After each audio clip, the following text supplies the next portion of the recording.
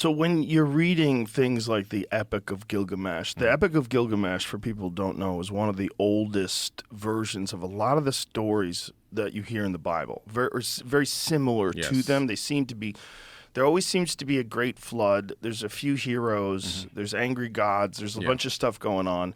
And Zecharia Sitchin's work was like the most controversial on the Sumerian text, right? Yes. Because there's a whole website called sitchiniswrong.com. Like people go crazy about him. Yeah. But when he starts talking about it, when you read some of the things that they wrote, and when you see like some of the images that they created, the images that look like the double helix from DNA, and there's a bunch of that now we represent the caduceus, which represents pharmacies and drugs. Like that's the old version of an image of the double helix of DNA, or at least it looks super similar to that. Oh, it definitely is, because it's referenced even in the Egyptian Book of the Dead and other ancient texts.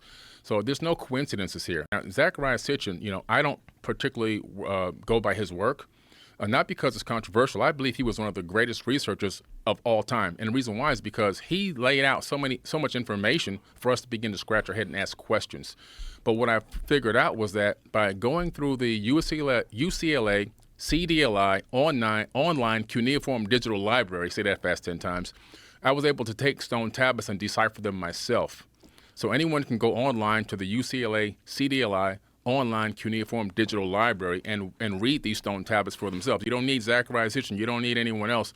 And as I began to break these tablets down, do they have them transcribed, or are you reading the actual tablet? They transcribe them. They actually transcribe them into English for you. Is there controversy as far as, like, are there different versions of the transcription? Like, do some people think it's interpreted differently? Is, like, some debate about that? Only where it comes to where some of the text is missing. There could be pieces chipped off of tablets. Right. You see that corner missing from that tablet right there in the Epic of Gilgamesh. Just look how wild is that? Yeah. Just how wild is that exists? Yeah. And that this was... It's so hard for people to put in their brain 5,000 years of time, and that there's these people that have this very bizarre language. Like when you look at that language, we don't even know what it sounds like, right? Right. No, and the language popped up out of nowhere. You're talking about a civilization that appeared out of nothing.